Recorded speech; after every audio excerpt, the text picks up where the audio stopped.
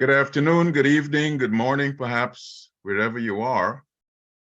My name is Ivelaw Griffith, and I'm delighted to welcome you to this additional conversation partnership between the Caribbean Policy Consortium and the Institute of International Relations. But we're delighted to be joined in this iteration by an additional institution, H Empire of the HNet, about which you'll hear a little bit later on.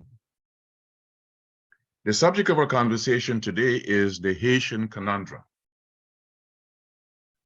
Many colleagues will know of a very well-known saying, plus ça change, plus c'est la même chose. The more things change, the more they seem to remain the same.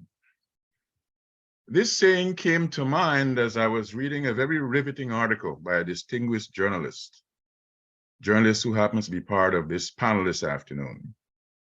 And she was doing an analysis of the historical contours of the Haitian dilemma, looking at the contemporary realities. And she made an observation, one sentence which I'd like to share with you, a sentence that to me captures some of the fundamentals of the Haitian conundrum. And this is what Jackie Charles says in that riveting article of yesterday. She says, today, Haiti is facing some of the same issues it did a century ago. A murdered president, terrorizing bands of armed men, uncollected customs duties, a police force unable to secure the population, and another foreign intervention. Plus ça change, plus c'est la même chose. This webinar will examine some of the fundamentals of this Haitian conundrum. And we were able to do so by leveraging some of the wisdom of people who have been known for not only their depth of knowledge about Haiti, but known for their perspicacity in relation to things Haitian.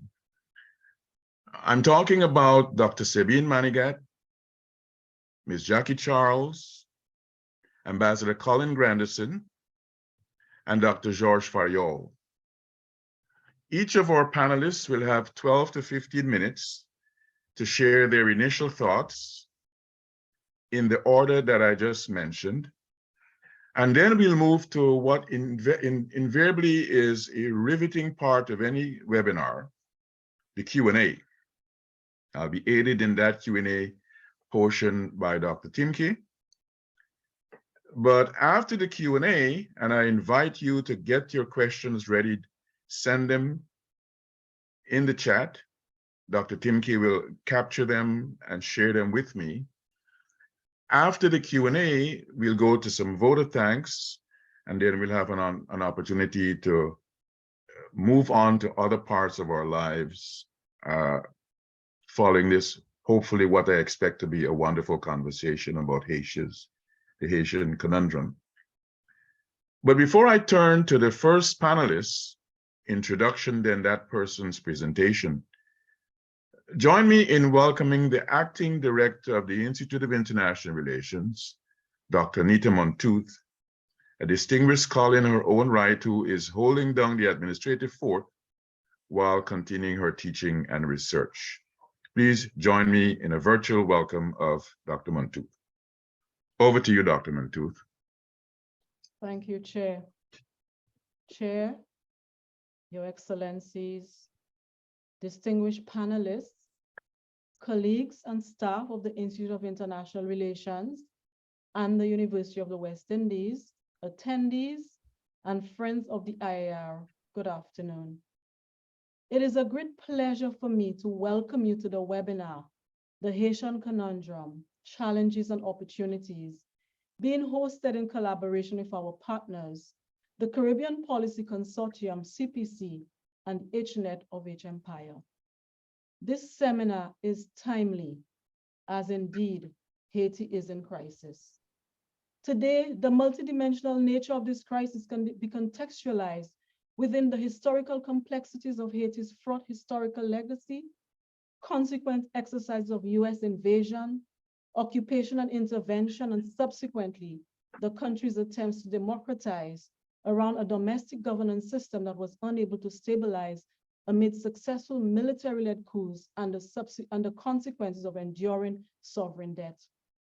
Recurring earthquakes, hurricanes, and drought have further compounded Haiti's systemic political instability, giving rise to abiding food, water, and energy and fuel insecurity, and laying the groundwork for the multifaceted nature of its contemporary crises.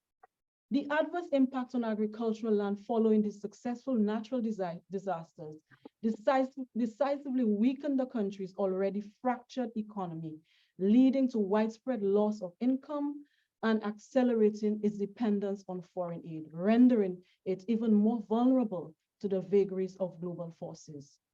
A cholera epidemic following the devastating earthquake in 2010 ravaged Haiti, and it exacerbated by poor health infrastructure and problematic UN-led humanitarian aid programs. Access to basic sanitation persisted throughout the outbreak, with a paucity of access to social services, higher education, or employment opportunities, virus outbreaks, epidemic poverty, endemic poverty, recent political violence, and an upsurge in gang warfare. Disenfranchised Haitians are increasingly seeking illegal means of migration to the US. This has further enmeshed the country in a US security apparatus and led to scores of Haitians being repatriated. In essence, in laying out Haiti's historical trajectory and the myriad systemic issues it currently faces, we have prepared the way for finding solid solutions to this crisis and facilitating substantive prospects for the country's future.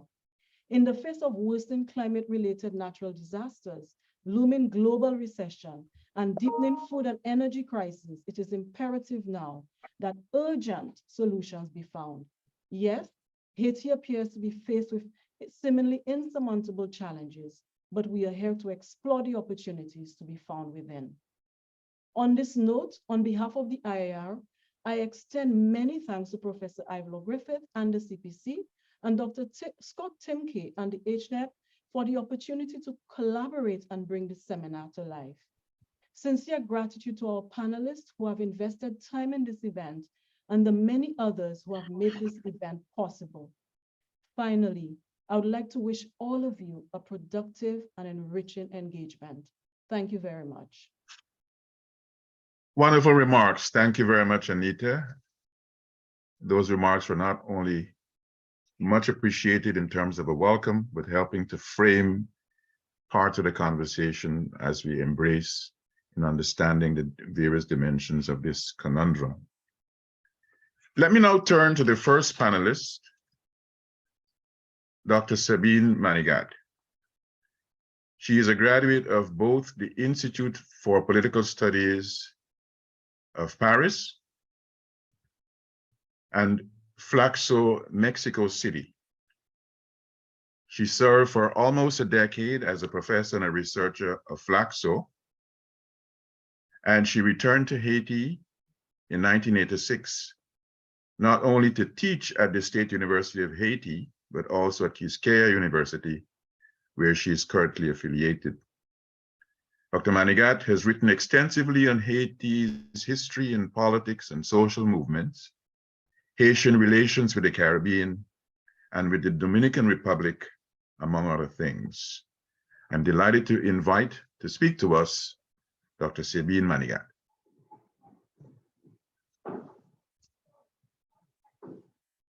Well, good evening to everybody. Professor Griffith, Dr. Scott, Dr. Joe Sporo, Anita, Dr. Anita Montrose, and my friend Ambassador Colleen Granderson. I will focus during these 10 to 12 minutes on Haiti's social movements for two reasons.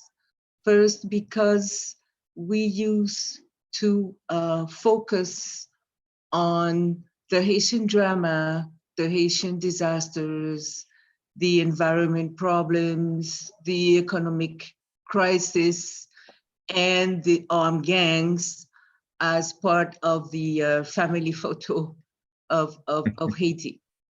But not much is being said or studied about the social movements that have led to today's stalemate.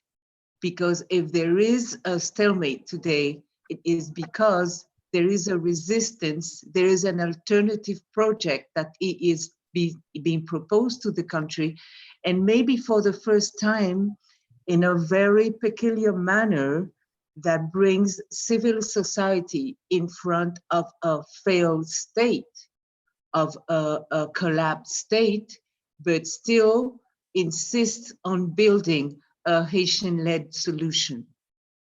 This has been so because there is a cultural set in Haiti that has, since the Haitian Revolution in 1804, that has consolidated a strong basic community solidarity that has not only confronted the oligarchy in its alternative plan for a very exclusive state, but has also developed links and ways of resistance. We say, people say resilience, I prefer to say resistance, of these communities, and has evaluated with the development,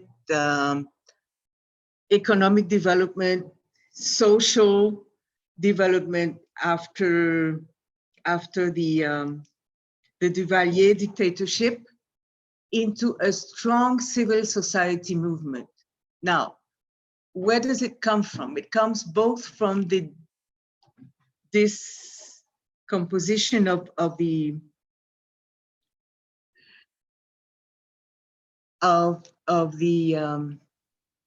peasantry that was both affected but also reshaped during the Duvalier dictatorship with the big economic agricultural crisis and the strong migration that went to the United States, and that have forged a culture in the countryside that is both a legacy of the traditional communitary movements, but also impregnated by the migration process. And the result is that we have very strong community-based organizations of youth, of women, of small producers, of peasants that have shaped a way of living in confronting the state, but also ignoring the state. Now, the dictatorship that evolved into a semi-authoritarian regime since 1986, with several attempts to shape a democracy, but that did not work, precisely because of the resistance of the oligarchy, but also because there's been a strong hold of the main powers of the region, particularly the United States and Canada, that has made it impossible for the traditional democratic institutions to be comforted by the social movement. There's been a divorce between the social movement and the attempts to democratize the country. Today, the social movement is essentially led by civil society, middle class youth and professionals that have that are proposing a particular original way of getting out of the conundrum by declaring that there is strength, there are capacities to rebuild the states from bottom, from the civil society. This to escape the vicious circle of which comes first, election or democracy? Democracy to established by election, but how can elections be held today in Haiti with the situation that we know? So the civil society movement is not only new, it's also a way of, it's one way of expressing what is also being developing in other countries in the world, that the people can, from the bottom, organize to reshape the institutions and not always be dependent on the official and the formal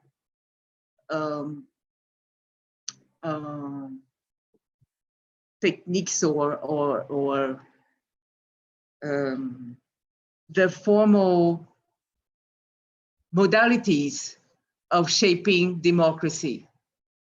I would like to finish speaking a little about the Montana Agreement, but not on a militant way, just to exemplify how a civil society organization can challenge the illegal power and build itself as an actor that even the international community has to take into account when it's thinking of how to get out of I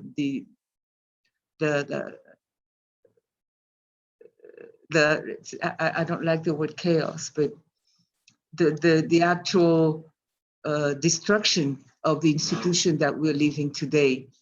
I think that if we focus on the social movement, we can understand that there are ways out of a situation that appears to be blocked from anywhere, from the institutions to the economy to politics. I will leave it here and I will be happy to exchange with my colleagues on this. Thank you. Thank you so very much, Dr. Manigat. And I think it's important where Dr. Manigat has placed the emphasis in the conundrum matrix. She's reminding us of the domestic forces, but the centrality of movement beyond the crisis, the centrality of social movements. Let me now move to have us hear from Jackie Charles. Jackie Charles is a very distinguished award-winning journalist at the Miami Herald. She's written extensively on the Caribbean and on Haiti. Jackie has the honor of being the only child of Haitian mother and a Turks and Caicos father. She's very proud to have been born in Grand Turk, but she's also very proud of her Miami roots, having migrated to Miami with her mother and Cuban-American stepfather. Jackie is a graduate of the University of North Carolina, Chapel Hill, with a bachelor's in journalism.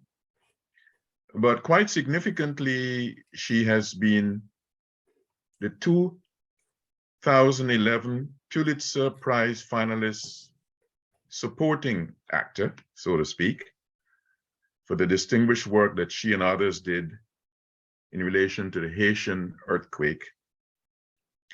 Jackie also has the pleasure of having been the recipient of an important award, going beyond what she did with regard to the Pulitzer Group. And I'm missing the name of that important award, Jackie. You'll tell us what it is, having a senior moment on it. Mariah Morris. But please help me join friend of many years, distinguished journalist from the Miami Herald, Ms. Jacqueline Charles. Thank you very much. It was the Mariah Morris Cabot Awards. The Cabot Award. Thank Yeah, you. yeah. Thank you. Thank When you. you're getting old, Jack, you tend to forget certain things. Well, thank you. I'm very happy to be here with so many friends and people that I've talked to over the years. And as you laid out, you know, I am a child of the Caribbean. I see my role as somebody who's a bridge builder because I was born in the English-speaking Caribbean. I'm very proud of my Turks Island roots. At the same time, very proud of my Haitian roots. And I tell people up until I was 14, I was also Cuban. Very strong influence. So I'm just gonna sort of lay out what the conundrum is, and then we can get deeper in the question and answers. But today you have citizens in a country less than 2 hours away from Miami who are afraid to leave their homes. The police force, 12,000, is weak, with supervisors, police commissioners sleeping in police stations, unable to even go home. Almost everyone in your anti-drug trafficking unit that had a US visa has left. Armed gangs known for kidnappings, extortions, and random killings, they act with impunity as they tighten their grip, not just in the capital, but beyond. In recent weeks, we've seen massacres in Port-au-Prince neighborhoods, but also outside of Port-au-Prince, in the rural countryside where many people have fled in these last couple of years, hoping that it was safer than Port-au-Prince. Meanwhile, we've got a return of cholera. 283 people at least have died, 12,000 people hospitalized. All of this since the 2nd of October, and there are more than 14,000 cases. That's just what we know. Whenever there's an epidemic and it's Haiti, you got to take the numbers for what they're worth, and you have to know that it's probably far worse than what the numbers are telling you. Since a gang blockade in mid-September stopped the flow of fuel, water, medicine, food, and even movement, schools have tried to resume. The UN said today about 53% of the schools have reopened. But the students, you know, they're having to go to school, not just with hungry stomachs, but with the fear of being kidnapped or killed or raped. This is the challenge every day. 1 in 2 Haitians today is going hungry. There is catastrophic hunger for the very first time, meaning we didn't have this in 2008 when we saw the food riots that were happening around the globe and even in Haiti. Some 155,000 Haitians, that's a 77% increase since last August, are internally displaced, meaning they cannot live at home, they cannot live in their neighborhoods, and they're taking up residences in public parks when the police is not trying to move them out. This is a very worrying trend. The UN coordinator, again, said today during a press conference. Yet, despite this, we see Haiti fatigue. Of 145 million that the UN just recently asked for just to deal with the immediate humanitarian hunger crisis, only 16% of that, or 23.5 million, has been promised. Meanwhile, next year, they're going to be seeking $700 million. The economy itself is ravaged. Today's exchange rate is anywhere between 145.8 gourds to a US dollar to over 160. What this means, unlike in Jamaica, where you see these large numbers and things are priced to the market, you know, in Haiti, when people give you a price, it's about how much I'm going to get back from it in US dollars. So people cannot eat with these prices. Mango exports, one of the few things that was bringing in foreign exchange, is going to go away because the US says that their inspectors, their lives are in danger. They can't get to the places, to the farms where they need to inspect the mango. The issues here are many. You know, the fuel crisis is gone, but once again, the shortage has returned. And the reason being is that the people who purchase fuel, the private sector, they don't see any profit in that. So they're not ordering as much fuel as they need. And the reason why you have that is because the international community wanted the Haitian government to get out of the fuel purchase business. So in taking care of one problem, another problem is created. All of this has landed, you know, us in what is today the largest Haitian migration crisis in 18 years. Haitians are taking to the seas, hoping to touch land in Puerto Rico or in the Florida Keys. In the United States, we're seeing a de facto wet foot, dry foot policy. What it means is that the Haitians who jump off the boat and manage to touch US soil, they're then processed in. Those who don't are basically turned back around, including 46 children just 2 weeks ago who were on a boat that landed in Key Largo and were sent back to Haiti. And in order to risk their lives at sea, they are risking their lives in the country. They are traveling from far away. I went earlier this year to Port-au-Prince.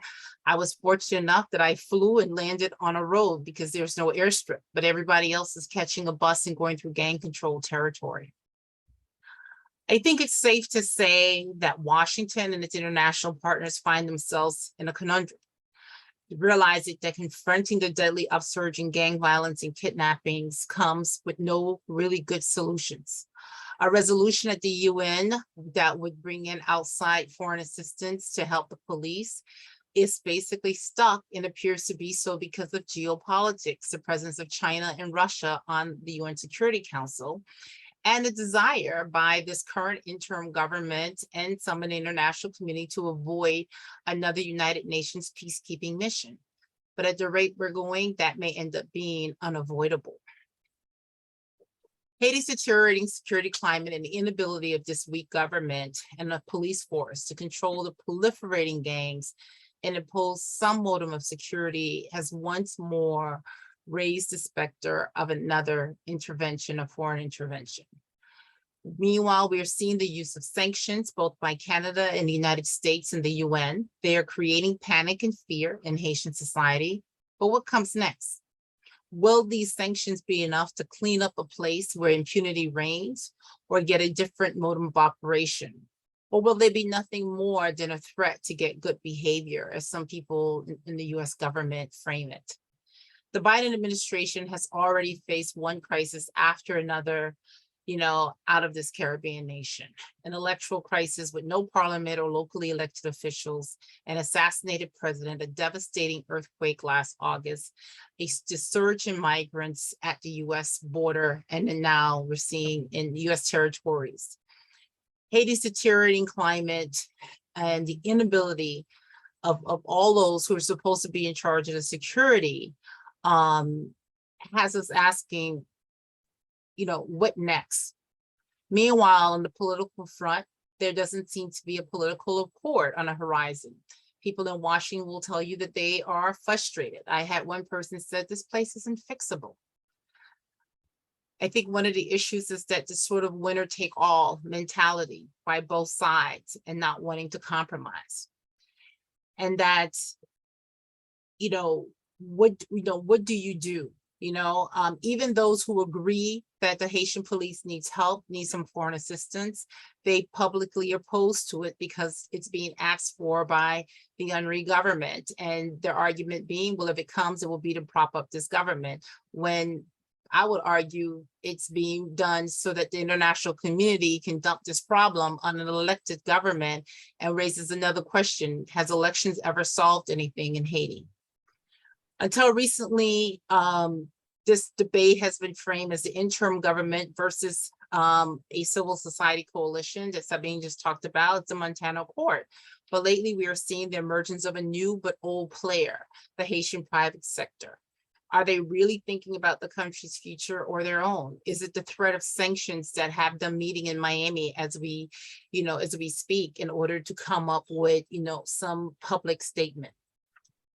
And finally, let me just close out by saying, Haiti is the second oldest republic after the United States in its hemisphere, but the democracy is still new.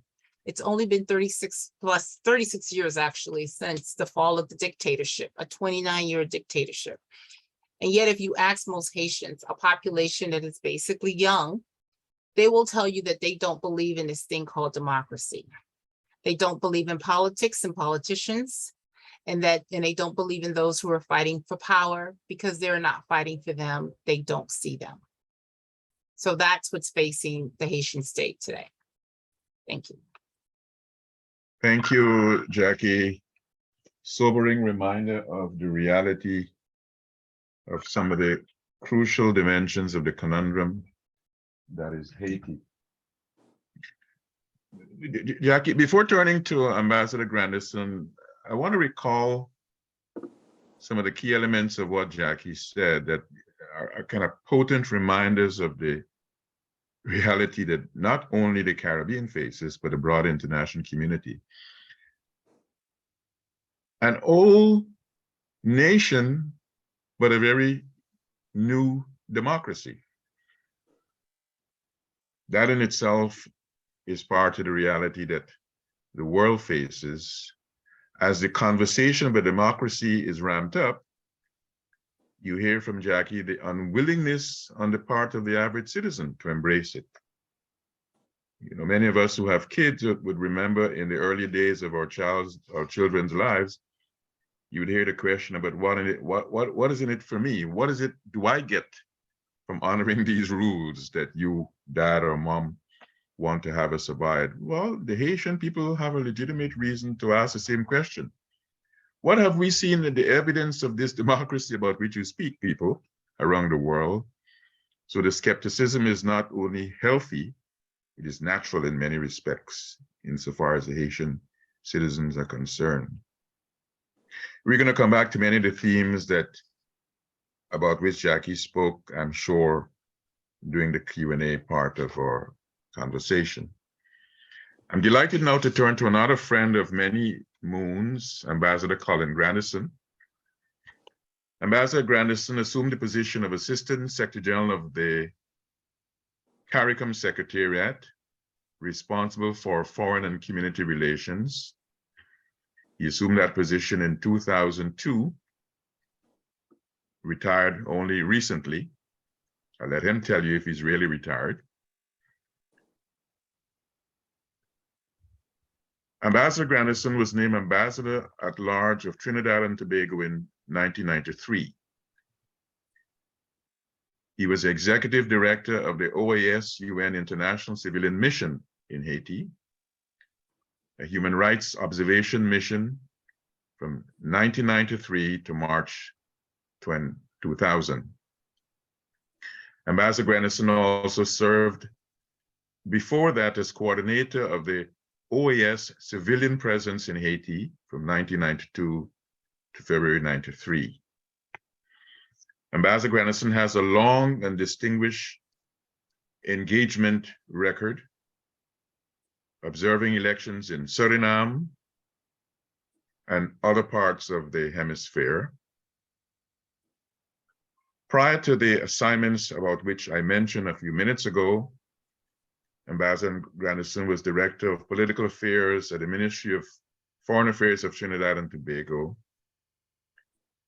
also having served as a diplomat in the embassies in London, Geneva, and the United Nations in New York. I'm delighted to invite Ambassador Grandison to share his thoughts with us. Over to you, Colin. Thank you, Mr. Chairman. Mr. Chairman, hosts of the webinar, panelists and audience, good evening to you. I'll be speaking about the responses and the engagements by CARICOM and other international community and entities with regard to the situation in Haiti. The long and deepening deterioration of the situation in Haiti has inevitably drawn the attention of a number of actors in the international community and awakened the concerns of the major international and regional organizations to which Haiti belongs. All these actors have sought to help Haiti in their different ways in response to the unprecedented, multifaceted crisis in which the country is mired. I start off with a core group. It's comprised of the ambassadors of the United States, France, Canada, Germany, Spain, Brazil, European Union, and the representatives of the United Nations and the OAS, all of whom are resident in Haiti. They play a coordinating role among these countries in their relationship with the government of Haiti. The group takes joint positions and issues statements on developments in the country. The activities of the group are widely viewed in Haiti as political interference in the internal affairs of the country. Some would even place them in the category of Haitian political actors. This perception was boosted when the group intervened soon after the assassination of the president to end the jockeying for power by naming the person who should become the de facto head of government. The United States and Canada have been the most active members of this group, especially in their bilateral efforts to respond to the crisis. They have both deployed several delegations at senior officials level to make assessments of the situation, as well as to help persuade the Haitian stakeholders to come together to seek an outcome to the crisis. Some members of the group, in particular the US, Canada, France, and Mexico, also have bilateral arrangements with Haiti for the strengthening of the Haitian security forces. There's another group called the Friends of Haiti. It's unstructured and made up of a diverse group of countries brought together in late 2021 by the United States and Canada to exchange information and coordinate assistance to Haiti, in particular in the areas of security. And to do the areas of security by strengthening the operational and administrative capacity of the Haitian National Police.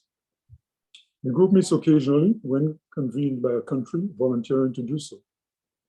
The US, Canada, France, and Suriname have accepted that responsibility to date. Some members of the group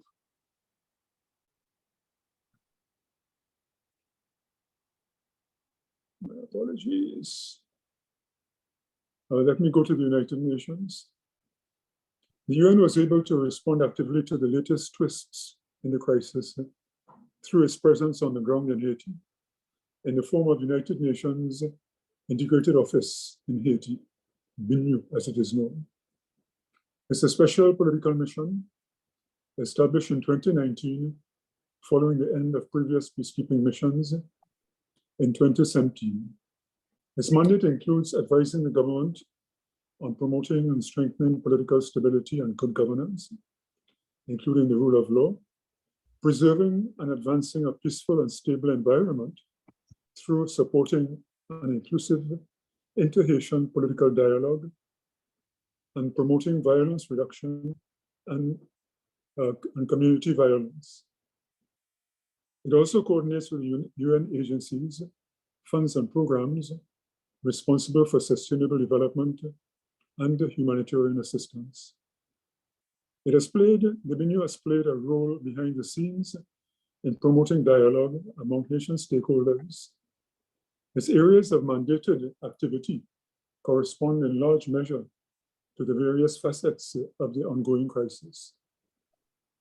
In carrying out its mandate, the UN office has had to work closely with the incumbent government and its institutions.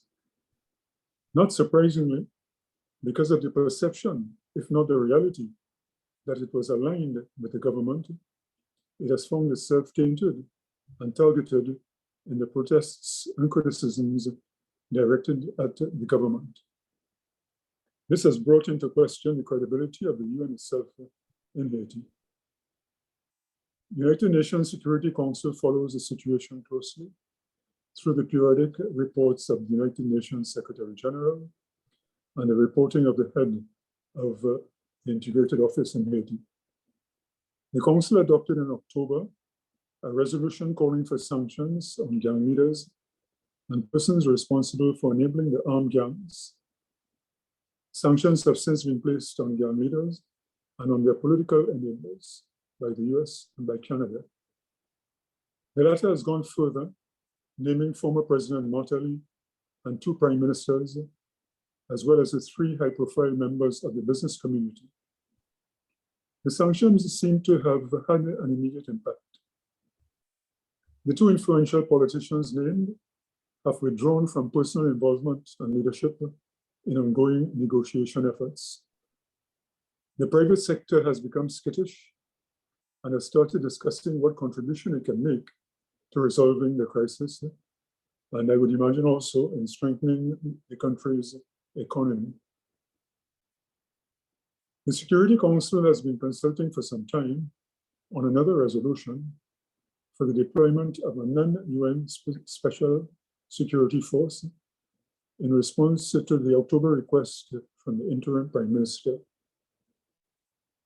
Despite the support given to the request by the Secretary General, it is proving difficult to find a country willing to play a leadership role for such an intervention.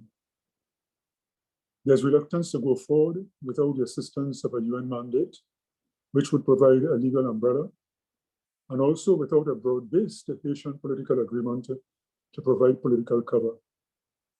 As mentioned by Jacqueline a few minutes ago, the geopolitics of the situation within the Security Council also come into play.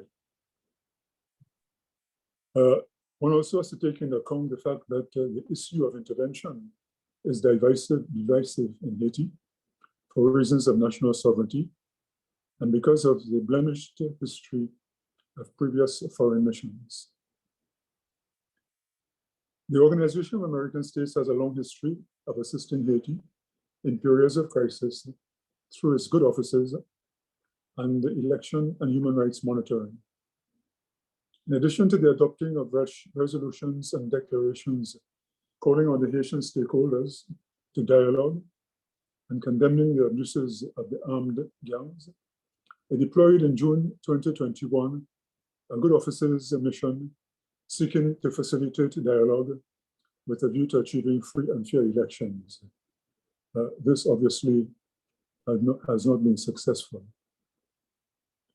The International Organization of the Francophonie has offered its good offices to the government of Haiti. It fielded a contact and information mission to Haiti in March 2021. And it has expressed its willingness to mediate and to provide technical support for the electoral process. Some members of the African Union who have been approached by the United Nations with regard to the security force have expressed a willingness to assist. Let me come to the Caribbean community. Haiti is a member of the Caribbean community. As such, the heads of government see it as a moral and political imperative to help that member state. The presence of the President of Haiti and later the interim Prime Minister at summit meetings of the community has facilitated exchanges on the situation and also afforded the opportunity for heads to express the concerns of CARICOM. The latter have been articulated in communiques and statements. As far back as 2019, the community offered its good offices to facilitate dialogue between the government and the opposition. The offer was formalized in official correspondence to the then president, to which, despite several reminders over the intervening period, no response indicating willingness to accept the offer was ever received. The offer was renewed informally to the interim Prime Minister, who indicated recently his willingness to receive a good officer's mission. He's also included CARICOM in the request for security assistance. Though discussed by heads of government, no decision has been taken as yet. The heads of government have taken several measures to be better informed of the prevailing situation and to manage more effectively their oversight. A CARICOM expert group drafted in May 2021 an assessment of the situation and made recommendations relating to the good offices following virtual engagement with a wide spectrum of Haitian stakeholders. Regular updated reports on the situation continue to be provided. Earlier this year, a small group of lead heads of government on Haiti was formed to follow more closely the situation as it deteriorated and to advise and make policy recommendations to the broader grouping. It has held several meetings at which Haiti was represented. A decision was taken to deploy a scoping mission of senior officials, but its visit has been constrained by the grave rise in insecurity. Consideration is being given at present to sponsoring a broad-based Haitian discussion in a CARICOM member state with the support of international partners. CARICOM has engaged regularly with the United States and Canada on the Haiti situation. And as mentioned earlier, it's participated in meetings of the International Friends of Haiti. It has also informed of the areas where it can offer assistance to Haiti, beyond facilitating dialogue, technical support, and monitoring for the expected elections, institution and capacity building, good governance and respect for the rule of law, and advocacy for a long-term development plan. The international community has been directly involved in Haiti almost continuously since the elections of 16 December 1990 through the OAS and joint OAS United Nations Human Rights missions from 1992 to 2000, the peacekeeping missions from 1994, and then again in 2004 through 2017, and today we have Benin. There seems to be a bit of stepping back at present by the international community. Is it due to the complexity of the situation? Is it due to Haitian insistence on a Haitian-led solution? Or is it due to Haitian fatigue? Well, let me conclude. The Haiti situation throws up more challenges than opportunities. Inter-Haitian dialogue is a key to any progress in addressing this complex, multidimensional crisis. It is also key in responding to the insecurity and to facilitating the organization of free and fair elections to place the country back on a constitutional path. There also needs to be acknowledgement by the Haitian stakeholders that overcoming the prevailing crisis will need the assistance of the international community. Engagement therefore needs to continue between the international community and the Haitian stakeholders to see how best they can carry forward this important relationship. The international community, for its part, needs to be aware and to acknowledge the national sovereignty sensitivities of Haiti and also the weight of past history. Thank you, Chairman. Thank you. Thank you, Ambassador Grandison. More challenges than opportunities. I think many would agree with the ambassador that that seems to be the harsh reality that Haiti faces and that we all face in relation to Haiti. Clearly, from what we've been learning so far, the challenge to sovereignty is not only a domestic reality of Haiti. The challenge to sovereignty has international dimensions, geopolitical and otherwise. And we'll, I'm sure, come back to discuss some of these during the question and answer. Let me turn finally, but not least of all, to a long-standing friend and colleague, George Fariol. Not only is George a fellow of the Caribbean Policy Consortium, he's a senior associate at the Center for Strategic and International Studies, and he serves in the steering group of a partnership between a think tank called Think Tank Haiti, which brings together operatives, engagement between the Inter-American Dialogue and Georgetown University's Democracy and Governance Graduate Program.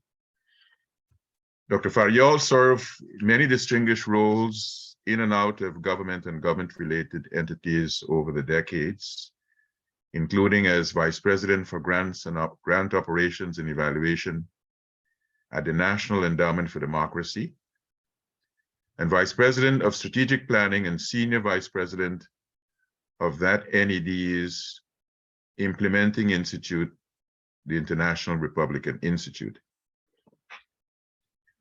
George has degrees from University of Pennsylvania. He's an adjunct professor at Georgetown University. I'm delighted to invite Dr. Fariol to share his wisdom about a place and a subject that is quite dear to him, Haiti. Welcome, George. Thank you, Dr. Griffith. One of the challenges of a rich panel like this one, particularly for the last panelist, is that a lot has already been said. So let me start by simply borrowing from today's webinar's title, the conundrum of the ongoing Haiti crisis. I think, in my view, is in part framed by the diplomatic reality, and we've heard a little bit of this already in the previous presentation, that in effect, no one among the international community really wants to own this issue. And I think from this derives what can be charitably called a rather sort of rudderless international response to Haiti's deepening crisis, not just in the last 3 or 6 months, but over the last 18 months to 2 years. In some ways, a diagnosis of the ongoing crisis is the easy part. But what key actors in Haiti, and certainly among the international community, among international partners, what are they willing to do about it is the critical and much harder issue. Beyond trying to initially respond to a political breakdown of Haitian political dynamics, has now merged into a security crisis and is mutating, in effect, as we have just heard, into a humanitarian one. And the policy paralysis at the international level in particular is try to define the long-term scope of what an international response is supposed to achieve with, quote, and I'll use a rather loaded term, another intervention. Particularly in the US context, in the American context, the policy stalemate is exemplified by an increasingly sort of a wide range of editorials and articles that have appeared in the American media, some urging early on, quote, getting boots on the ground, which begs the question of what the boots do the day after they've arrived. Others, including voices from Haiti itself, ranging also from what I would describe as sort of US left of center progressive views, all the way to conservative and libertarian perspectives, anchored much of their thinking to the argument, not entirely incorrect, that past interventions have failed, particularly US interventions, and worse, the international community has, in many cases, tipped the political balance and outcome in Haiti with catastrophic results. So after 3 full-scale interventions over the past 3 decades, 1994, 2004, and 2010, the hesitation on the part of the United States, Canada, and other key actors is not unreasonable, is not unfounded. But the policy paralysis may then have been amplified in the last 18 months or so by the rather ill-defined notions of the need to have, quote, a Haitian-led solution as a precursor to any real international response. In fact, part of the problem here is that key international actors that keep repeating that have provided little support or policy creativity to ensure that such a Haitian-led solution actually is able to emerge. The paradox of the moment is that after months of mounting chaos, the interim Prime Minister, Ariel Henry, in October requested help in the form of an international intervention, but essentially leaving it up to international actors to define what exactly that was supposed to mean, what the terms of reference of that assistance was going to look like. Ultimately, the UN Secretary General characterized the international response as an armed action or some sort of a strike force.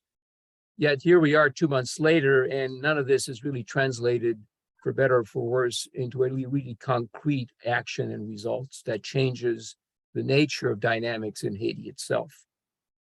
The situation on the ground has deteriorated, and the interim prime minister's tenure since the summer of 2021, since last year, has really essentially delivered generalized mayhem, is the best way to summarize the situation. The challenge for Washington, for US policymakers, for starters, is what in a recent webinar, Ambassador Richard Bernal characterized as the pixelization of US policy towards the Caribbean. In other words, a lot of activity across a range of policy domains without a clear-cut overarching US policy concept that kind of holds it together and can be explained in a short sentence. And at the Haiti policy level, part of the challenge may also currently lie in that no one, I would argue, within the administration actually appears to fully own policy towards Haiti. It's a development that was perhaps underscored with the spectacular crash last year, about 15 months ago, of the last Haiti special envoy, Ambassador Foote. The hope for consensus building efforts from Haitian civil society, notably, as was already mentioned, through the Montana Accord and other initiatives, I think held considerable promise early in this year, but may not have been perhaps tactically agile enough to provide a durable and convincing path out of the crisis. But let's be clear, Haitian civil society actually remains quite vibrant and in some ways is a more credible voice of what the people are thinking than what's left of the Haitian government structure. The interim prime minister is despised by a wide spectrum of Haitians, and his tenure is even in some ways more tenuous, since he's perceived as being in office only because of international support. And that feeds into the generalized level of mistrust, which the other panelists have already referenced. So to me, what sort of appears in all of this is sort of a fragmentary and wobbly three-tiered international response. A little bit, we've already heard some of the elements. A push towards sort of a coordinated and political economic sanctions of individual Haitians is the more recent aspect to this.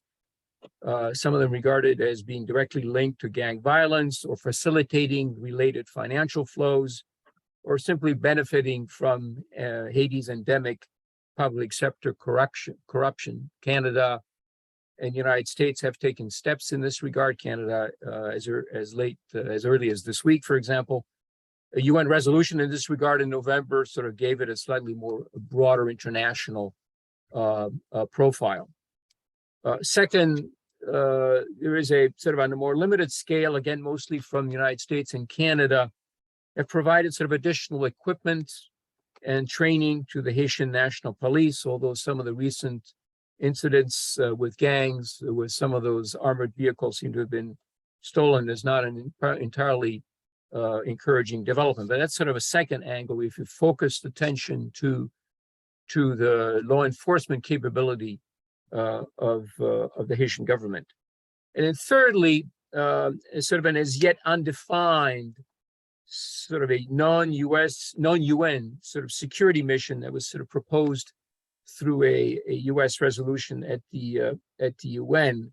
How this ultimately is to be envisioned. The problem right now, as already has been mentioned, no one is actually taking the first step, or has volunteered, if you will, including the United States, to actually turn this into a reality. There are a number of problems with this sort of wobbly, three-tiered approach. For starters, the third leg of this three-tiered response, involving nebulously sort of partner countries coming together to send in a security force, none of this has actually happened. It's essentially stalled. Perhaps the more profound challenge that the United States, Canada, and other actors now face is that they've predicated their engagement in Haiti on a political agreement being struck among key Haitian political actors. An agreement that would outline a path forward towards some sort of a national consensus, a timetable out of the crisis. It has a practical value, which is it provides some domestic political cover for another intervention in Haiti. And in the wake, particularly of last year's Afghan withdrawal, the White House political margins on this issue, frankly, are realistically rather narrow. So what next? The most promising opportunity to break, I think, through the political stalemate in Haiti may in fact lie in some of the ongoing on and off discussions that have occurred, but maybe simply try to bypass the immediate impasse as to ultimately not talking about the political control, but rather talking about issues that various constituencies can perhaps at least agree on. And I would expand this beyond just the PM September 11th constituency and the Montana Accord, and include others from civil society and the political party community. This might include, for example, a baseline agreement on dealing with security, street level violence, dealing with some of the country's immediate medical emergencies, some sort of a baseline understanding to an economic plan or program, and perhaps tackling some political issues where there is actually already some pre-existing baseline consensus that wouldn't be too difficult to pursue, recreating a credible election council, perhaps even tackling having some understanding of the sequencing of where the constitutional reform process might fit in such a sort of a political negotiations. The problem is that none of this can happen in a vacuum and requires some degree of support, reliable support from international partners. Master Grandison made a passing reference to CARICOM's sort of formal machinery.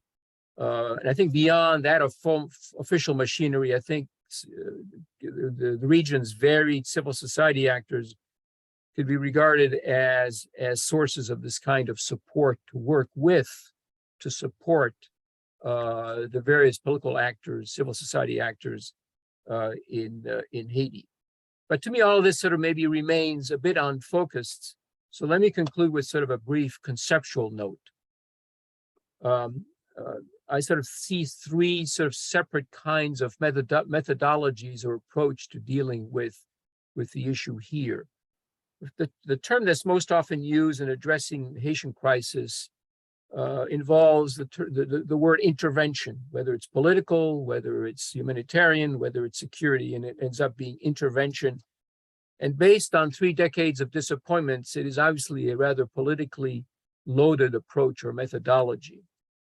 A second term, which appears a little bit in the context of trying to push together different Haitian constituencies to come up with a political consensus, brings up the word mediation. A search for a consensus by, in effect, helping support and encourage through neutral actors that can ultimately help in this regard. Some of this draws on the peacekeeping negotiations that have occurred elsewhere in the world. A third methodology, which has sort of surfaced more recently, is one relates a little bit to some sort of form of arbitration. It was actually proposed recently by Haitian civil society group, Jury Media, that in effect seems to be sort of based on the general principles of inclusivity. So it sort of envisions a constituency that includes not only the existing Montana September 11th groups, but also others, those that are not part of these coalitions, if you will, as well as the private sector and other key actors, including also some members from the participation from the Haitian diaspora. This sort of sense of inclusivity would also attempt to bring to the table sort of an all Haitian community of people who will be bound by the rules of arbitration. The difference between arbitration and mediation is that in the case of mediation, you can always pull out of whatever it is that's discussed around the table. Arbitration, you agree up front with certain rules of the game. I'm not quite sure this is actually a workable formula, but it is an interesting alternative, if you will, to think of what is possible and what role ultimately international actors can do to encourage this kind of process. To me, to conclude, what this suggests is a need not just for sustained international response, but perhaps a more creative one that leads to an identifiable roadmap that is initiated and initialed by Haitians themselves, I think is the critical issue. And I think lessons learned from previous experiences of the international community in Haiti. That should be the center, I think, of international efforts. Thank you. I will stop here. Thank you so much. Wonderful. Thank you very much, Dr. Fariol. Rudderless international response. Intervention, mediation, arbitration, or perhaps a combination of the three. We've got about 40 minutes for what I anticipate will be a very interesting, rewarding Q&A session. And what I'd like to do is to, as the questions are being assembled by Dr. Timke, is to bundle the questions, put two at a time, and get members of the panel to respond as they see fit. But I want to take the opportunity as the questions are being assembled to invite members of the panel to react to an editorial in Trinidad and Tobago's Express yesterday. And here is what is captured in that thoughtful, critical editorial from the Trinidad Express. One sentence I want to share and get the reaction of the panel.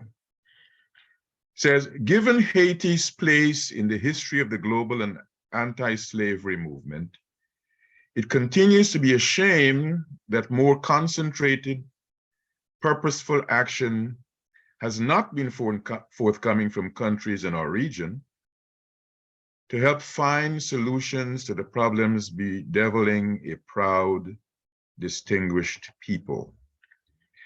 I would love to hear the reaction to that part of Trinidad Express editorial of yesterday.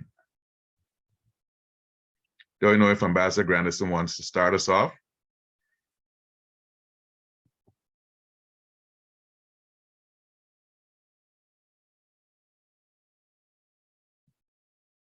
You're muted, Colin.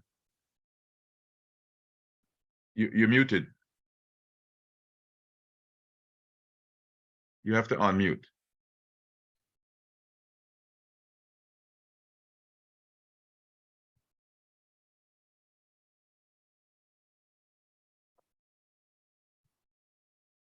Well, perhaps we can get another member of the panel to react, and then we'll get Ambassador Grandison afterwards. He's unmuted. Oh, go ahead, Colin. Yeah, thanks, Chairman. I read that myself. I imagine. And I think too often within our own region, we do not remember that we are small states and that we have limited capacity for certain things. I mentioned in my presentation that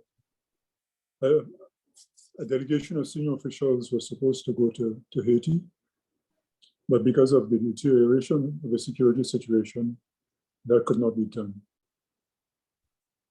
The US and Canada were willing to give support, but we didn't think that a CARICOM delegation arriving in Haiti on a military plane from the US or Canada would help very much in our discussions with the Haitian stakeholders.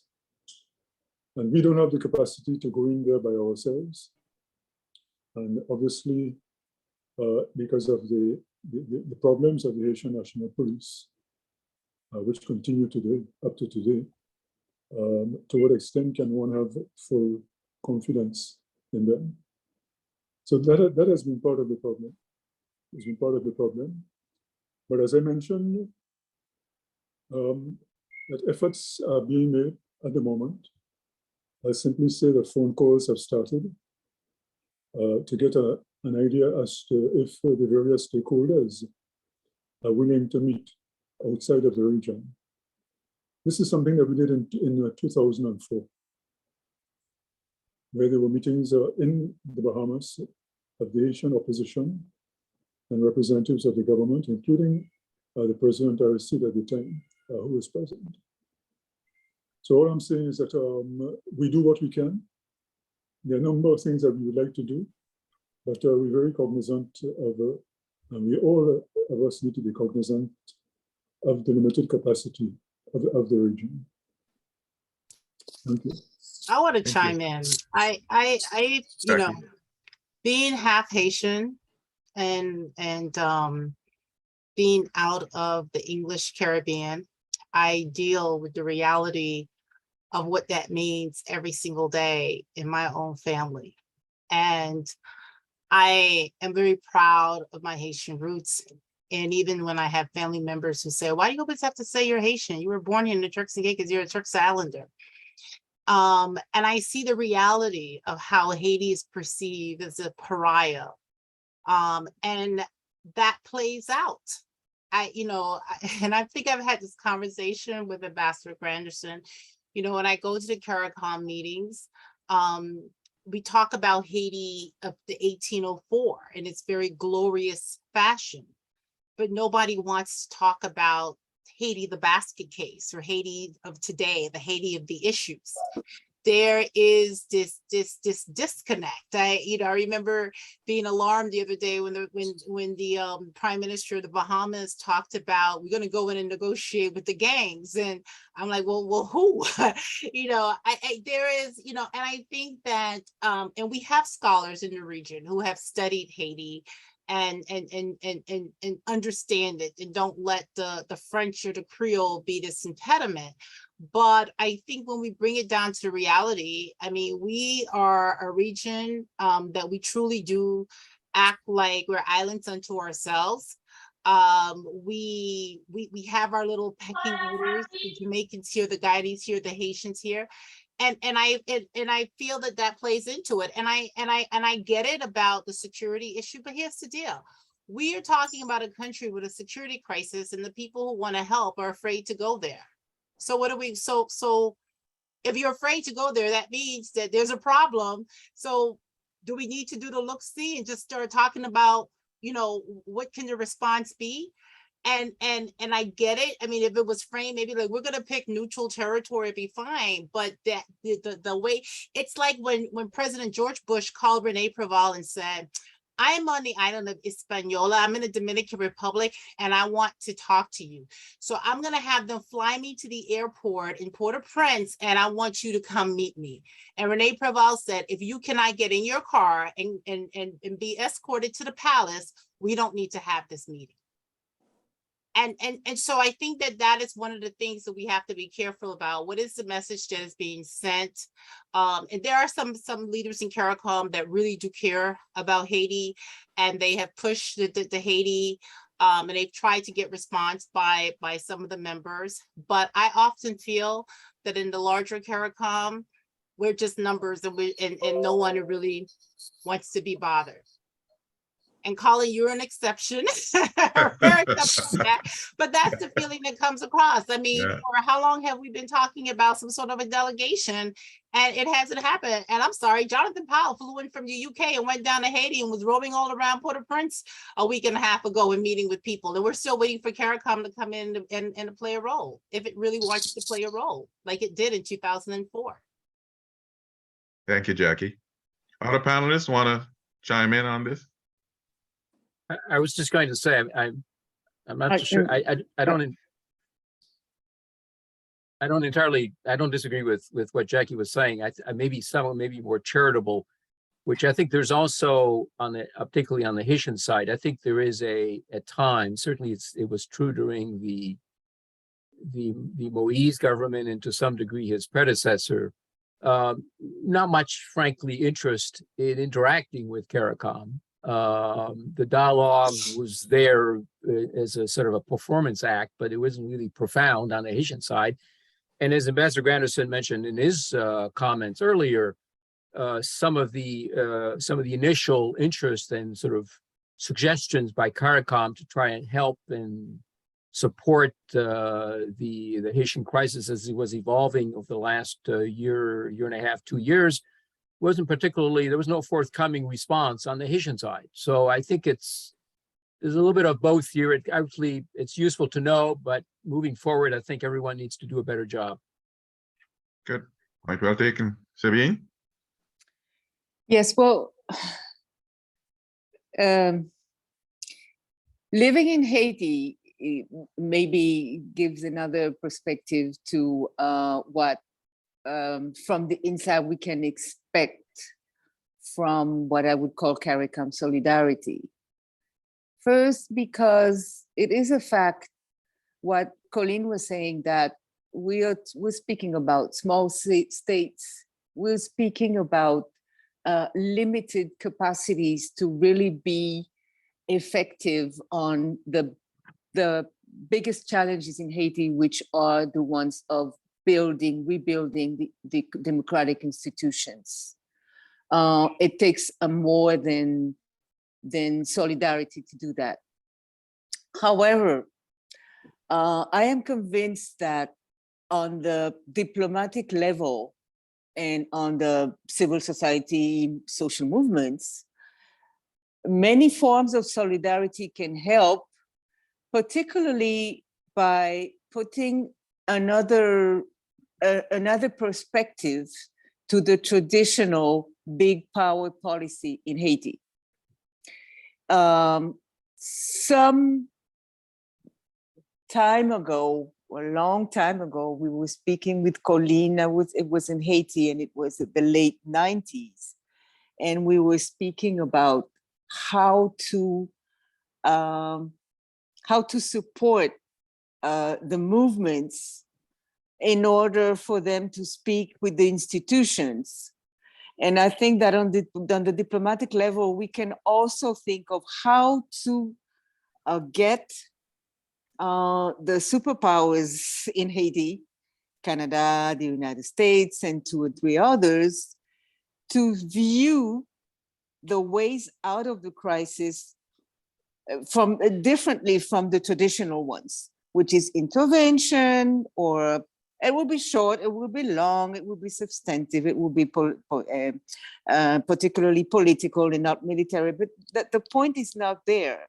Maybe there are other ways of helping the country that starts from, first of all, hands off the country in terms of really, because I believe in a Haitian-led solution, and I don't think that any other solution can work today. We've tried the others, but it's a difficult path. It's a very narrow path, and I think that we're talking about influence.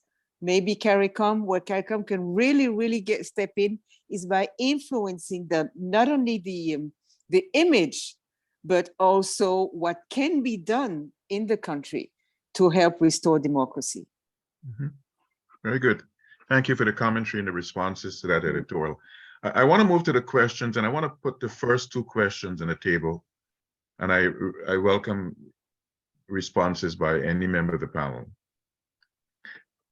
The first goes to the D word that George Fariol mentioned. That word is diaspora.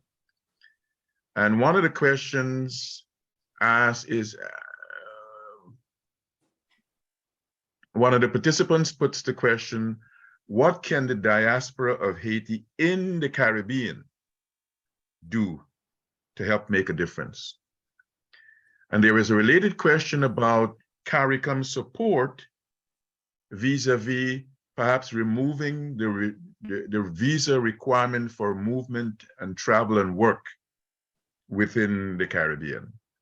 Those are 2 questions I'd like to have commentary responses on. What can Haitian diaspora in the Caribbean do to support? Might there be an opportunity now for CARICOM to remove the restriction imposed by visas to move within the region and to work within the region? I think that the second is not going to happen. There is a reality. People don't want to get themselves flooded with Haitian migrants. I mean, we're starting to see Haitians in Guyana. We're seeing them in Dominica. Me being from Turks and Caicos, which is basically 90 miles away from Haiti, barely 40,000. I'm going to tell you, we have an arms trafficking, problem, a crime problem. And I'm hearing the authorities basically say it has to do with the fast boats that are coming from Haiti, that are bringing in migrants and now bringing in arms. And that's my fear, is that the longer this crisis in Haiti goes on, the longer we then become a security problem for the rest of the region. So while that is all nice and dandy, I think that we have to accept and deal with the reality in terms of free movement of people. And that's one of the issues, right? Because in CARICOM, you're supposed to have free movement of people and services, but there's that little exception where, where Haiti is concerned. To speak to what Sabine said, that I think that there are ways that CARICOM can contribute in terms of institutions. One of the things that frustrates me in this whole crisis is that neither side have been talking really about institutions. We're looking at a country today where there are no institutions. They've collapsed. I mean, had it not been for the human rights people who actually are out there and doing yeoman's work, we really wouldn't know what's going on in the country in terms of the level of the massacres and the human rights violations. And I think that that is an area that can be stepped in, and we can find, commonality. The diaspora, I am the Caribbean diaspora. Yeah, I live in the United States, but I'm a Haitian Turks Islander. And I think the reality for the Haitians that live in the Caribbean is we have our problems. I mean, we're constantly, being beaten down, and every time something goes wrong, you live in this, oh my God, I hope it wasn't a Haitian person because we're persecuted. There's the immigration raids. We have problems. I think the larger diaspora issue, we see this in the United States, that the diaspora does want to get involved, but in Haiti, there is there's a silent order. There's a line to the presidency. So when somebody comes in the diaspora with their diaspora money and diaspora education and speaking English and not French, you're looked to at Haiti, and you're basically kind of seen, as a threat. They like our money. And they want our support and our activism, but that's it. You don't come in and try to run for office and try to take over. And I think we saw that in 2004 with Gerald Latour too. So I think that there are opportunities here to think out of the box, but I think we have to be realistic about the reality that faces us as Haitians and Haiti as a country in this larger Caribbean region. And taking those into account, how do we move forward and come up with something that could be a benefit? Thank you much, Jackie. Other colleagues? Well, maybe, Go ahead, Sabine. yeah, I was thinking about this Caribbean diaspora role. I think all diasporas have a twofold relationship with their country, and it's not particular to the Haitian diaspora, but we happen to have a complex diaspora. There's the northern, the southern, the Dominican, the one that's in the Caribbean, the European, and they have very different profiles. Talking about the one in the Caribbean, it is probably the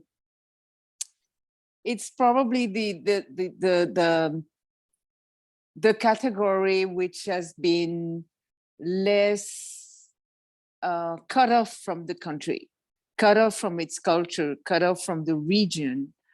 But it also means that I don't feel that there are more, I feel that in other parts, the diaspora is more eager to intervene, to participate, to propose solutions, because the link between the diaspora and the country is shaped by the way the kind of life that they have, the culture they're in, the kind of education that they got, how long have they been, is it first, second, third generation? And all this is shaping the possibility for the diaspora to have some kind of participation. I would say that it can always help, but we're talking about, like Jacqueline was saying, we're talking about an institutional and political problem. This is what the issue is in the country. And regarding that, there's not much that can be done if not by political actors, strong political actors, parties, institutions, states. Yeah. Thank you, Sabine. Mhm. Any other colleagues? Maybe just a brief comment, which doesn't, which deviates a little bit from part of the question dealing with the Haitian Caribbean diaspora, but maybe building on what Sabine was just saying. I mean, it's a very diverse constituency for a variety of different reasons with different, frankly, what's the word, status and situations in individual countries in the Caribbean. But there may be the model here, which, if I don't recall exactly the term, but in the U.S. context earlier this year, I recall there was sort of a something that came out from Haitian diaspora. I think it's called the Louisiana Accord or Louisiana something. The Louisiana agreement, yeah. Agreement, Sort and of. it sort of, to me, gives a sense a little bit of how you institutionally organize yourself in highlighting what the priorities are from your perspective. And I think perhaps to some degree, it would be hard to do, but to some degree, that might be something useful to think about in terms of a very diverse Haitian diaspora that exists throughout the Caribbean. Mhm. Anything, Ambassador?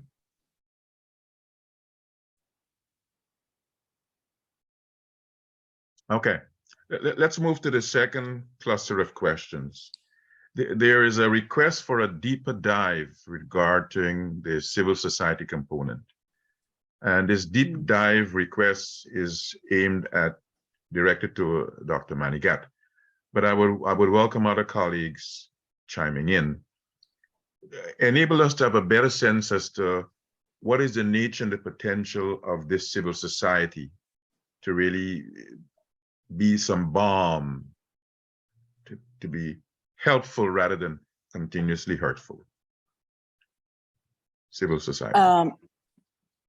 Well, first of all, it's not, there are several ways of defining the civil society, well, generally, but in Haiti in particular, because the experience that we've had is that civil society as organized citizens has always been very, with very strong identities. We have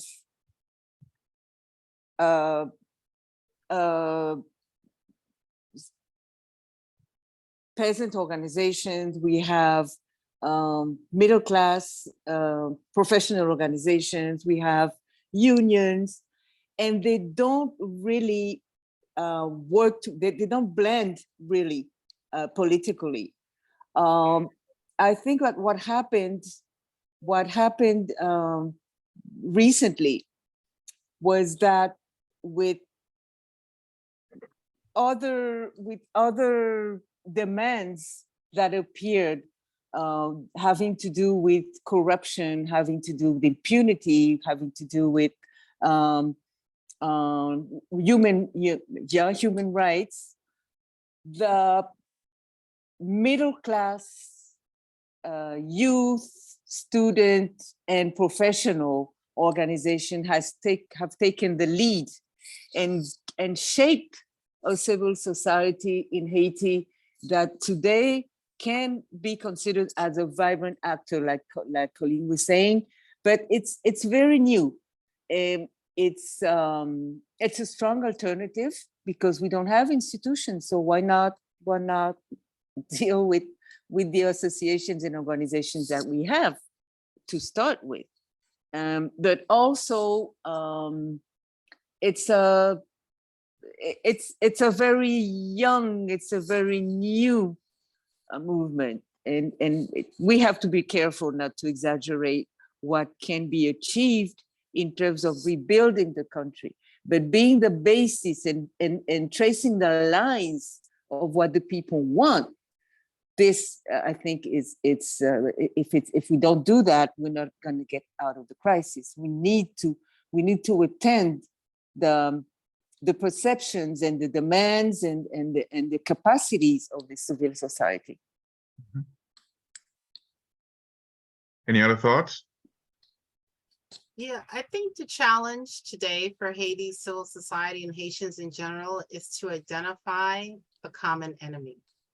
You know, in 1802, this was a people that were divided. You had generals were fighting on the side of the French. You know, the slaves and slaves was fighting one place, you know, and then when Napoleon wanted to return slavery to the island, France being the only country to ever get rid of slavery 3 times, you know, people rose up and came together and set aside their own personal interests and says, this is what we're going to fight against. And it is possible. I mean, I'm reminded on this call shortly after the 2010 earthquake when cholera emerged and the group of young Haitian soccer players were in Jamaica. And when they got to Jamaica, they were mistreated and they were isolated.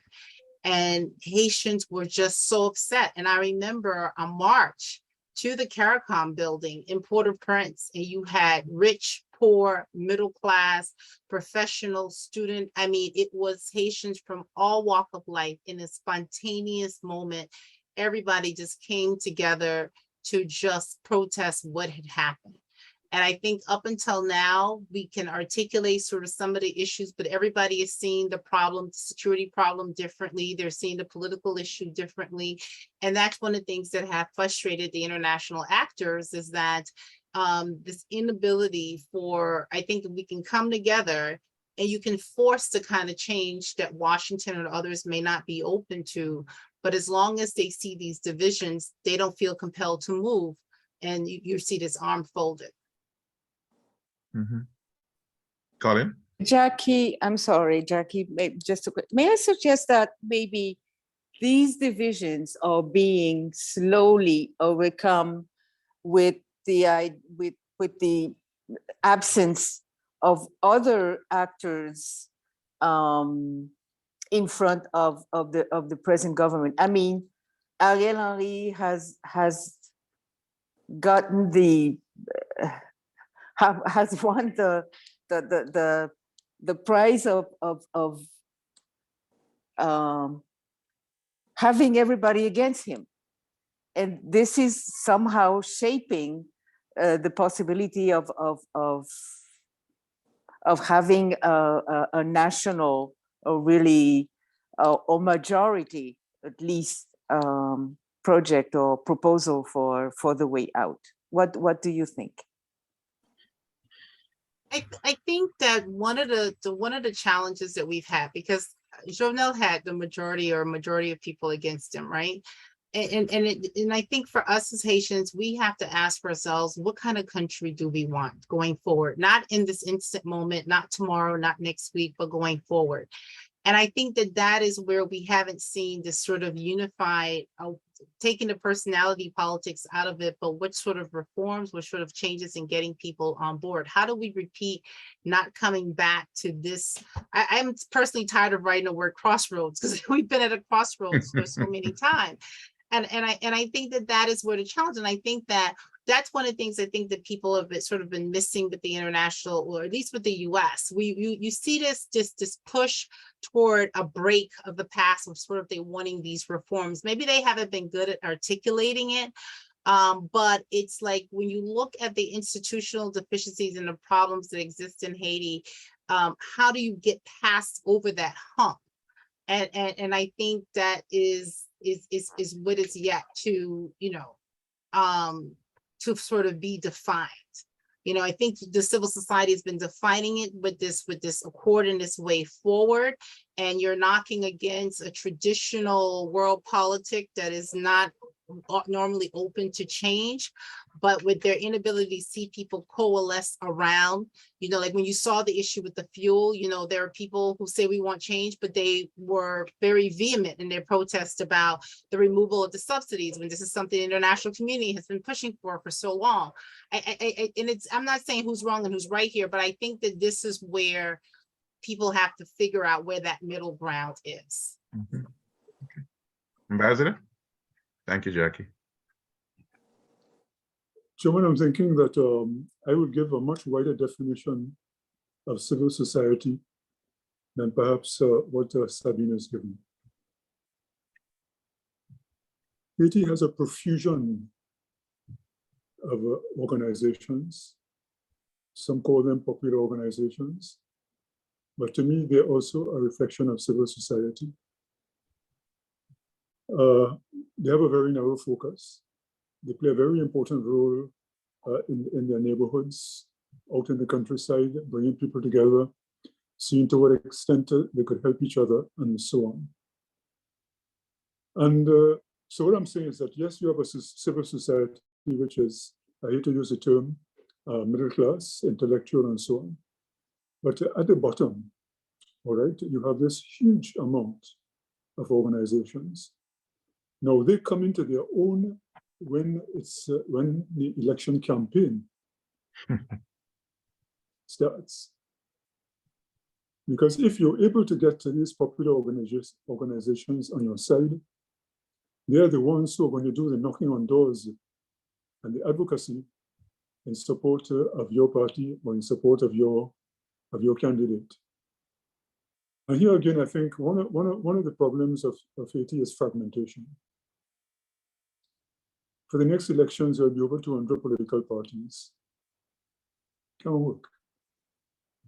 And we have all of these organizations. I don't know to what extent it's possible to bring them together in some sort of national, some sort of national meeting that would give them some structure, a structure which would last and to which they could refer to every once in a while, and which periodically could hold meetings to bring them together. It's just a few thoughts there. Thank you. Thank you. We're coming up on the last few minutes for the Q&A part, but I want to put perhaps the two final questions to members of our panel. And one of the issues has to do with a cross-cutting element.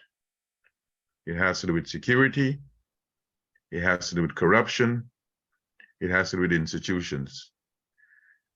And one viewer wanted to know, how might people in the diaspora outside of Haiti relate with organizations within Haiti that to which they want to send money, that the corruption would not allow the money to disappear? Are there credible entities that have been able to get beyond the corruption?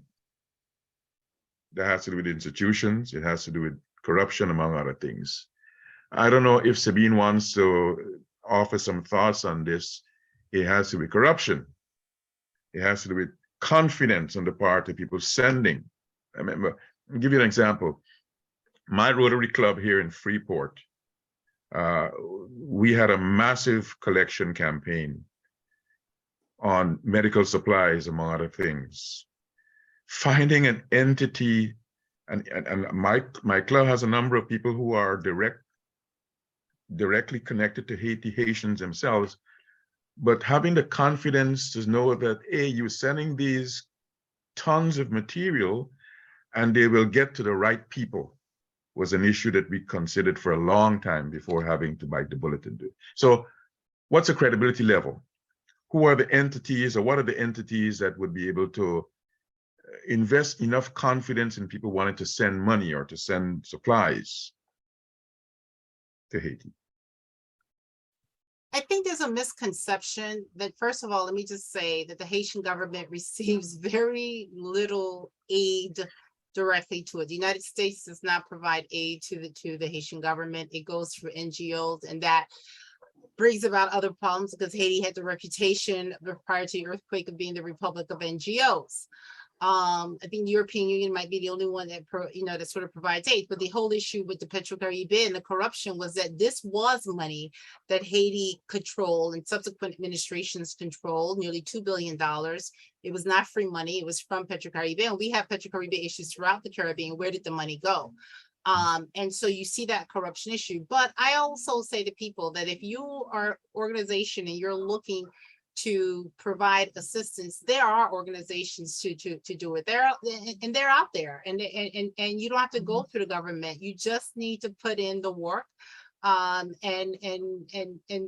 find them. I mean, when on the earthquake, Last year, I was on the ground and I saw Haitians doing it for themselves. And I tell people this all the time. In 2010, the Haitian community did not wait for the US to come in and rescue them.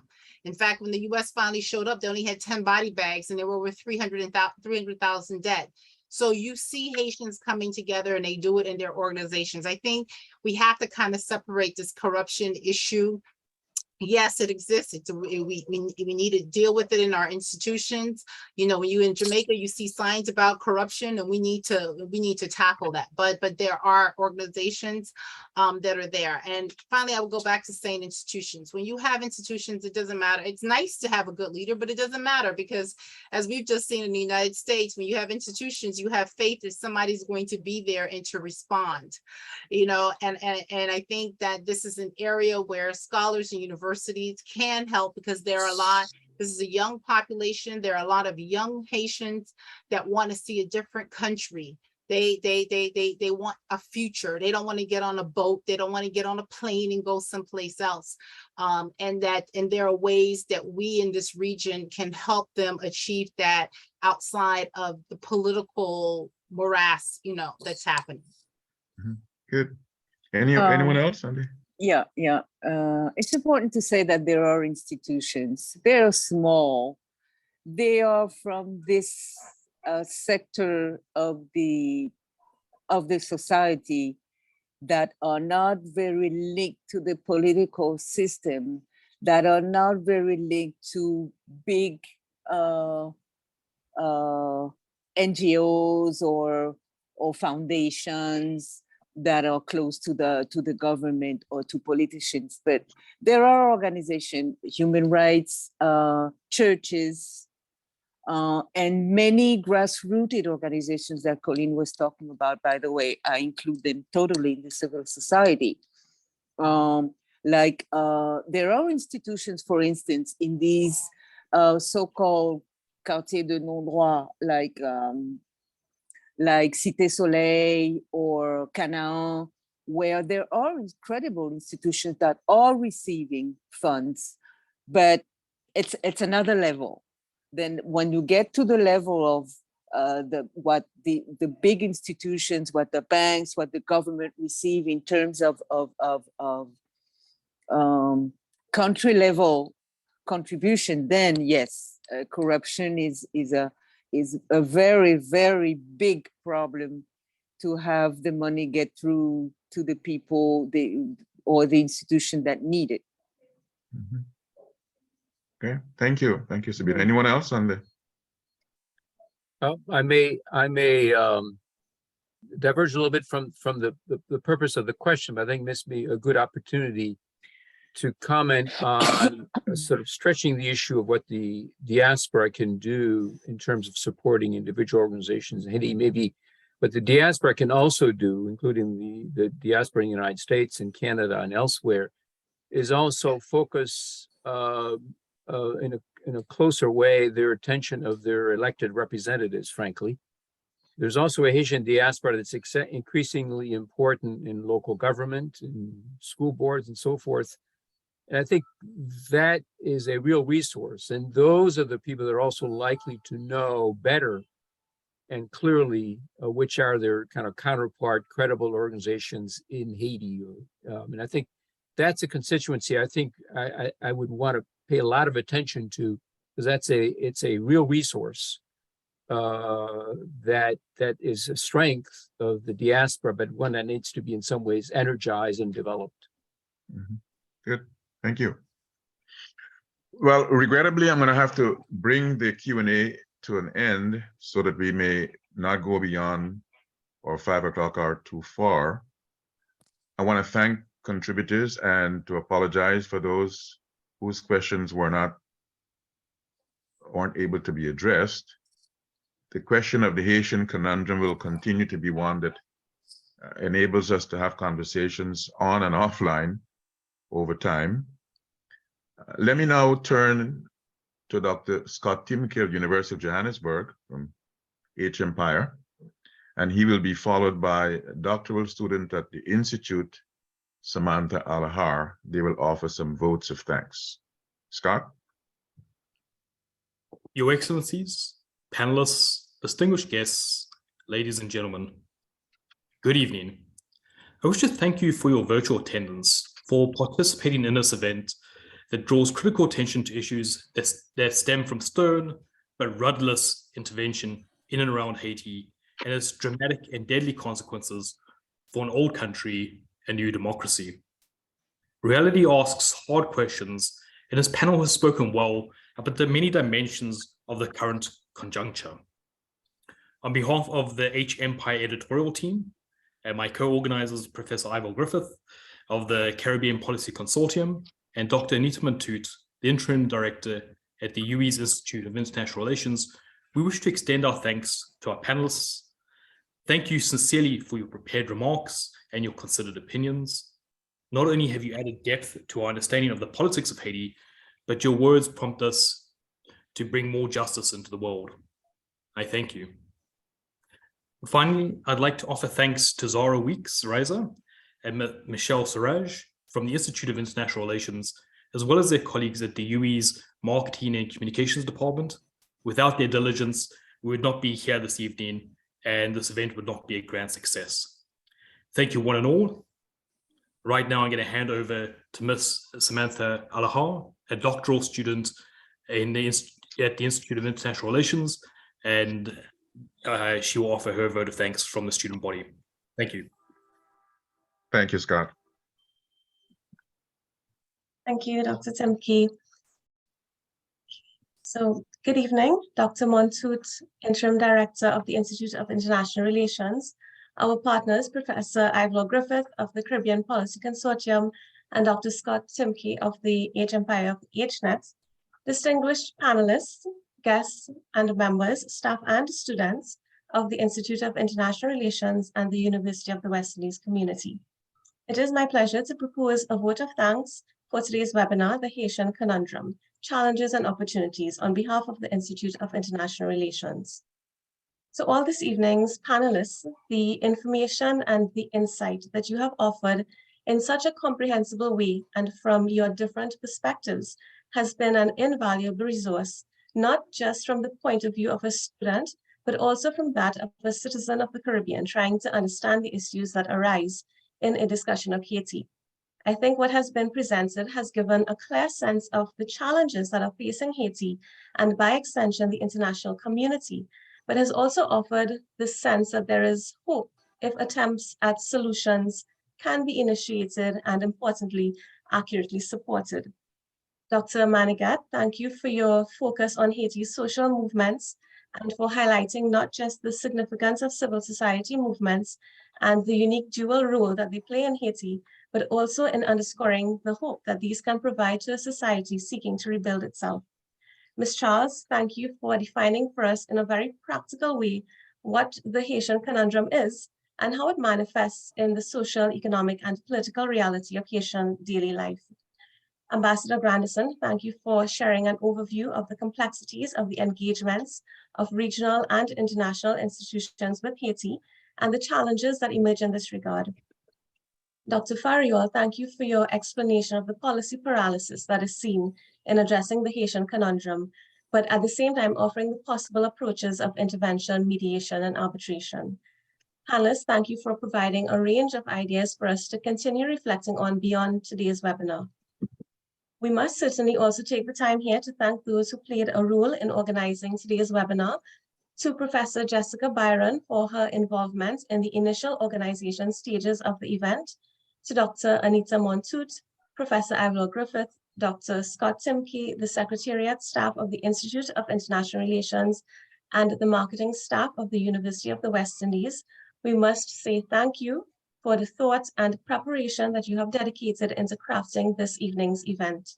Once again, we express our appreciation to everyone who made this webinar possible and to everyone who attended and engaged today. Thank you very much. Thank you very much, Samantha. Let me add my own expression of thanks to all participants, organizers, presenters of votes of thanks. And I want to leave you with some words from another distinguished citizen of Haiti, distinguished writer, poet, a woman called Edwige Danticat. She wrote a phenomenal book called Brother, I Am Dying. And there is a powerful sentence that for me resonates still and is a reflection of why the conundrum in many respects is still there. This is what Edwidge Danticat said in that book. I think Haiti is a place that suffers so much from neglect that people only want to hear about it when it is at its extreme. And that's what they end up knowing about it. Edwidge Danticat. But I think clearly the conundrum in which Haiti and the region and the world finds ourselves is not only a conundrum about the extremes. It's a conundrum about people who've got real lives and livelihoods, suffering the trials and tribulations. But even though there may be more challenges and opportunities, I don't think the region or the world can afford to be fatalistic about Haiti. Yes, plus ça change, plus c'est la même chose, but hope has got to spring eternal. Thank you and have a wonderful rest of the evening or morning or night, wherever you are. I look forward to engaging in further conversations as we extend the partnership between the Institute, the Caribbean Policy Consortium, and HNet of H Empire. Thank you. Thank you. Thanks to everybody.